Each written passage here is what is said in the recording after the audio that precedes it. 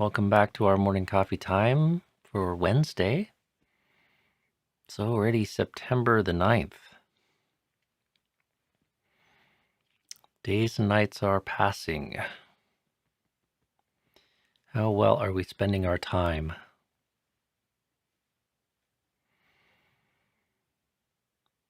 Okay, well, the sky is clear and relatively smoke-free here, which can't be said of much of the West Coast the last couple of days.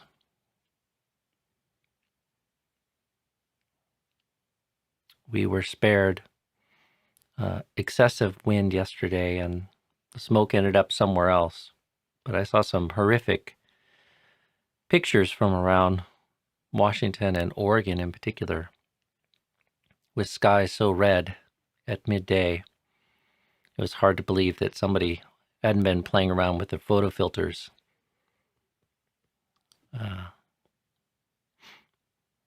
Rather frightening and concerning sight. I hope people are well and that this too shall pass. So we lost our number one questioner this morning already. Eleanor's come and gone. So if other people have questions today, please pop them into the chat interface. I see something from Sumana, and now I see something from Douglas, so I can take that up.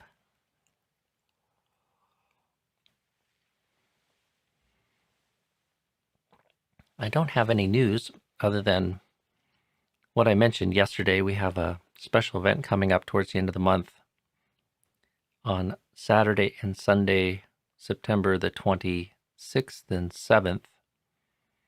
We're going to have an annual little work party for friends in the gorge and near enough to the Hermitage. Our Portland friends can come out in small numbers and help the monks move and stack all the firewood we need, not just for this winter, but probably for next winter as well.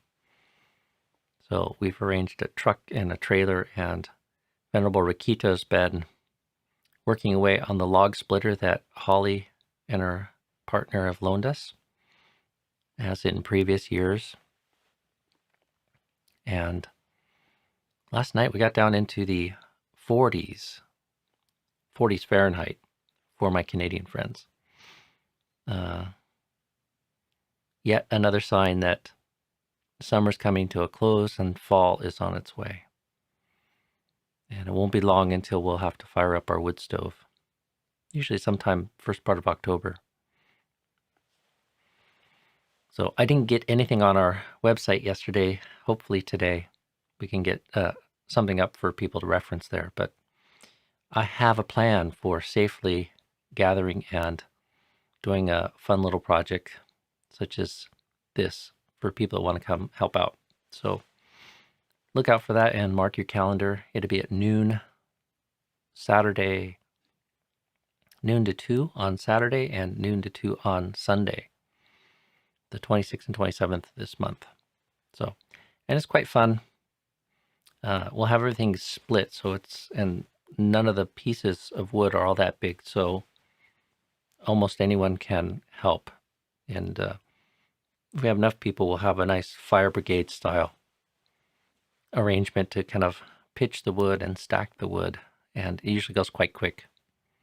So, and then we can sit and enjoy a cup of tea or drink of water on the porch outside while the weather is nice, and visit a little bit in person. So I'm in the midst of selling my country home and 2 moves. Son now, me soon, I hope. And I'm so aware that I'm living as if I were setting the stage for a life to begin in the future. Advice.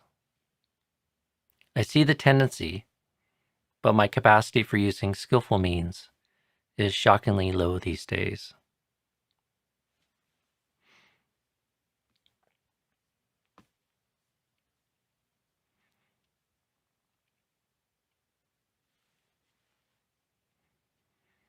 Well, I think my primary advice is to realize what a dangerous and pernicious habit it is to be future oriented.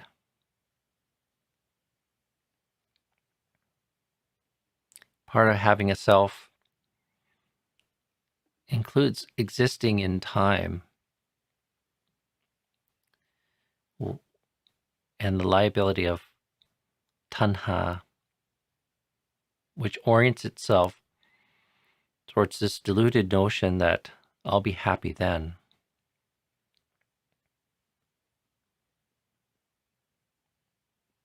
And the reality is we only ever live in the present moment. That's all we have. And so the ability not to retain some sense of the reality of the present moment, even if engaged in planning for the future, kind of opens up this kind of space and this liability to make less than perfect choices. And it leaves that crack that Mara needs to work his magic and conjure up suffering in our life. And it just nurtures that all too common orientation of longing for and imagining completion with something other than what is presently arisen. We're always imagining greener pastures. We're always imagining that the ending of certain challenges or burdens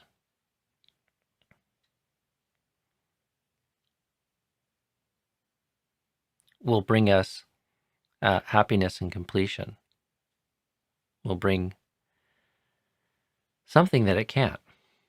And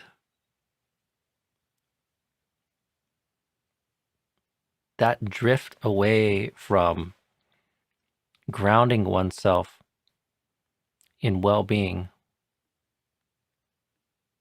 in the present moment is a very central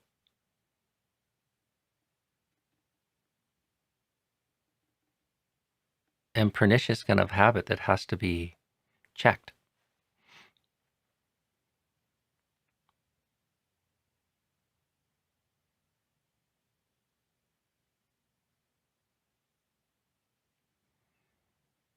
So skillful means are, of course, applying all of your regular practices that you're drawn to, that you know help bring one to balance and know strengthen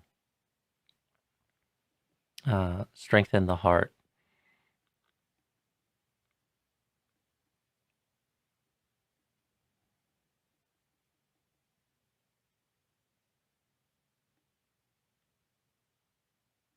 Really connecting with how the return to the present moment and the simplicity of the present moment uh, is, in some sense, a much truer refuge than anything that exists outside of that, past or future.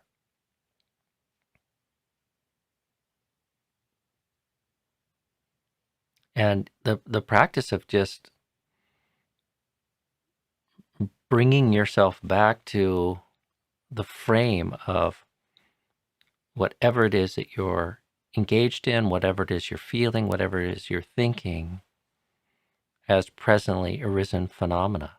Like that's the truth of it. So thoughts of the future are thoughts of the future. Anxiety about the future is an emotion presently arisen. Hopes for the future are emotions presently arisen. And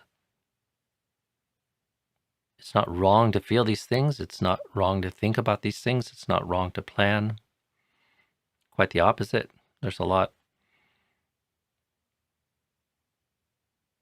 of value in taking care of life, taking care of what it is that we need to, but it can be done much more sort of strongly through mindfulness and awareness that is grounded in the present moment and absent the delusion that happiness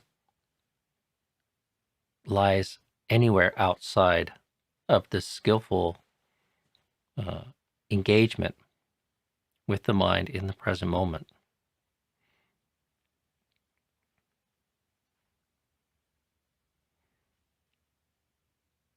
And that, you can build some skillful means to help.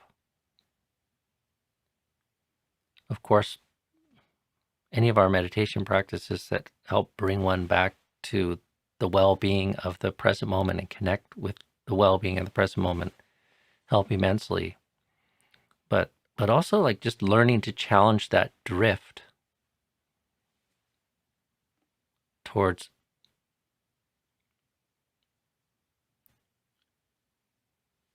or away from taking refuge in the present moment. So you catch yourself procrastinating or delaying or projecting well-being in the future, just call the mind out, call those thoughts out as deluded, as a lie. Because it's never been and it never will be. You'll never find well-being in the future. It only happens in the present moment. In some abstract, objective thought, yes, we can experience well-being in the future if we play our cards right today in the present moment. But in reality, well-being only ever happens in the here and now. And so it's like challenging that delusion again and again.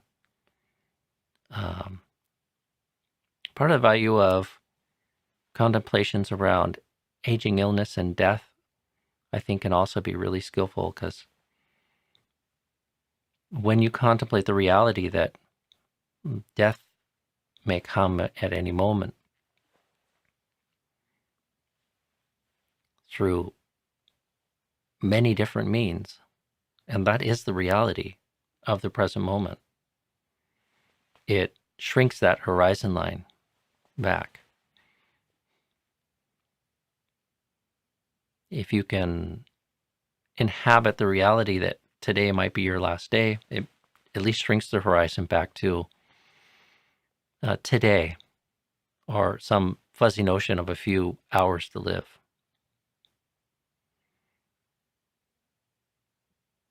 If you bring it back to the reality that death could come at any moment, then it brings you all the way back to inhabiting the present moment. And there's a couple very interesting suttas where the Buddha is talking with monks about how they contemplate death. And they all have these different horizons for how they contemplate when it is that they might die. And the Buddha calls most of them a little heedless and slack in their contemplation, except for the ones that are contemplating breathing in. I contemplate this might be my last breath, or eating a morsel of food. I contemplate this might be my last bite. Like, one only has that much time. One's only appropriately taking the reality of death seriously, you could say, or sincerely, when the horizon is shrunk back to that level of immediacy.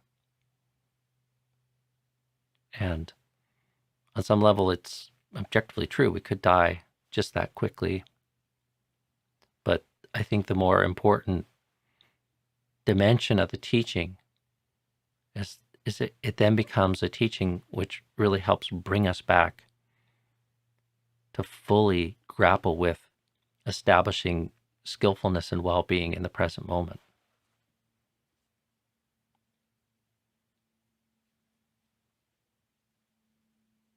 And that's part of the beauty of the contemplation of death, is it just trashes that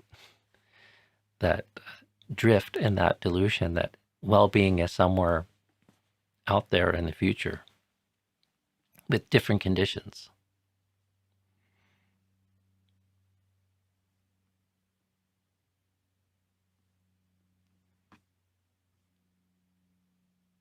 So thanks for the question, Sumana, and I hope there's something of value in there, in that contemplation. I'm considering pursuing monastic ordination, but COVID-19 has put a hold on travel for some time. How should I practice? Will I wait and be patient?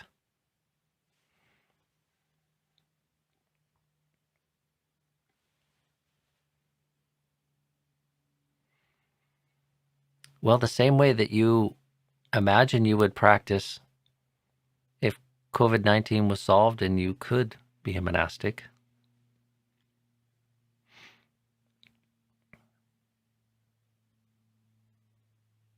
Making best use of the conditions that you have. You know, it's a delusion to think that being a monastic is going to solve all your problems. I heartily encourage exploring monasticism if you have faith that the support of monastic teachers and a monastic community would help. And for many it does. But we still have to do the work.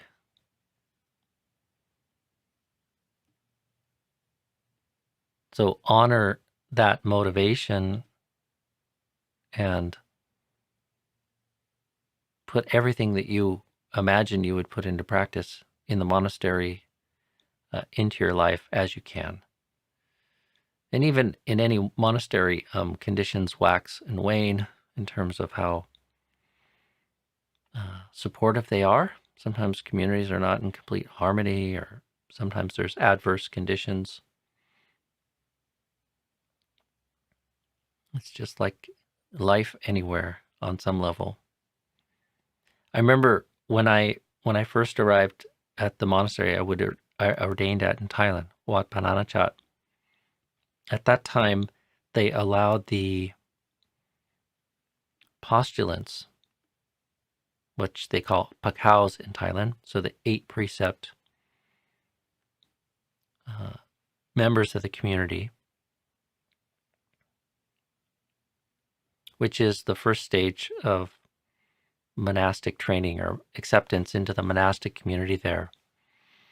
You could be at the monastery for maybe just a few weeks sometimes before they would allow you to take your first step into ordination and become a white-robed 8 precept pakao, as they say in Thai.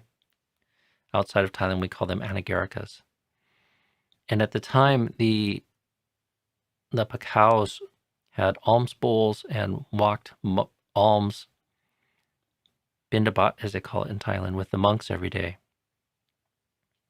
And the majority of our day was quite similar to the bhikkhus and the samaneras, the novices. So you have these 3 stages of monastic training. The white robe pakaos, the 10 precept novices or samaneras, who haven't yet taken the higher ordination of the bhikkhu precepts. And then you have the bhikkhus. And the tendency is to be in a hurry to become a bhikkhu. I mean, who wouldn't want the higher ordination or the full ordination? That's what you're there for. And I remember feeling at times just a surge of impatience and greed to become a monk. Sometimes for very selfish and worldly reasons. Probably the funniest was just to get out of white, like living in the forest, wearing white clothes in a tropical environment was a challenge for my laundry skills. And just to be into brown and wear the brown of the monks, I imagine would make my life so much easier. But also the the focus of the bhikkhus and the ability to practice with all of the precepts of the bhikkhu life. In some sense, the bhikkhus are the most committed and the most fully a member of the monastic community in some sense. It's a fairly hierarchical society, so the bhikkhus go first. Anyways, there's all kinds of impatience and reasons and a tendency to sort of think that life would be better once I was a novice. Life would be even better once I was a monk. And to kind of check that or go against that, I would oftentimes just reflect. You have an alms bowl, you have robes, you have a kuti or a hut in the forest. Both the monks and the laity respect you as a monastic and are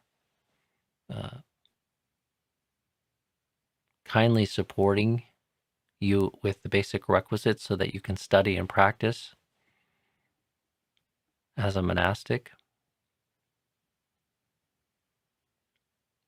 And you participate in almost everything that the bhikkhus do.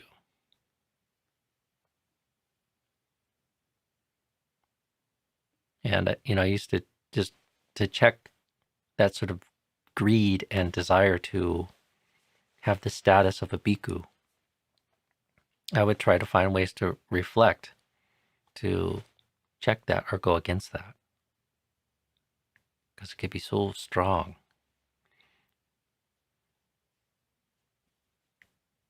And so I sometimes just reflect, like, what's going to be different? You'll still have the four requisites. Essentially, you'll still have support by being able to live in monastic community and practice the same as a bhikkhu. Or another skillful means is I would reflect on mortality. Like, I actually got quite sick with malaria, a very serious strain of malaria, even before I was a bhikkhu. So in the first couple of weeks I was at Wat Nanachat, I was very sick with malaria and could have died. It went undetected for a while, and it was a strain of malaria that can turn into cerebral malaria. So and once it goes to the brain, it becomes very serious. So it wasn't all that hard to imagine I could have another bout of something like that, or dengue fever, or some other tropical disease, or a tree could fall on me, and I might die before I become a bhikkhu.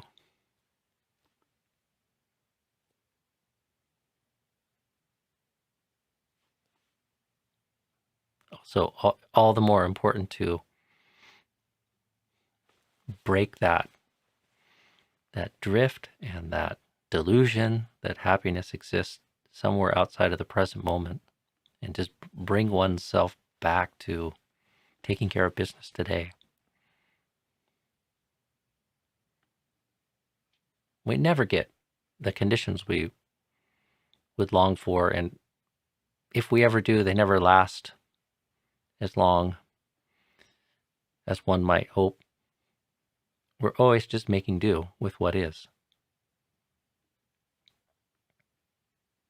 And the ability to get on with it and put forth right effort, resolve unskillful tendencies of mind that are presently arisen, to nurture, strengthen, support, develop skillful states of mind that have arisen, and to do the things for the prevention of unskillful things, the increase in skillful things,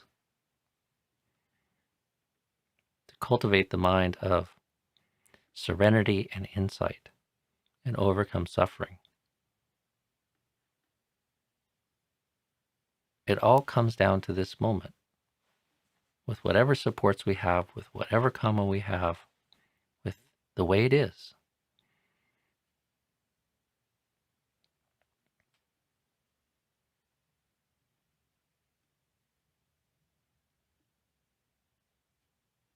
And the crazy thing is when we do that work and train the heart, we find that the refuge of the present moment is quite enough.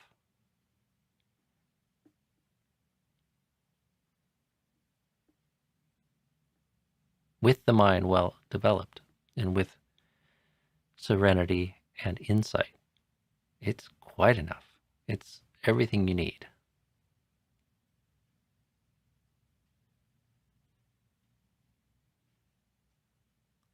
So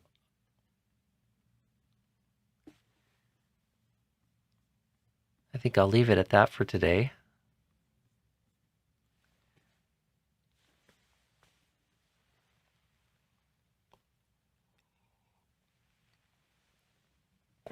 I see a few more highlights for me here, but we're kind of running out of time.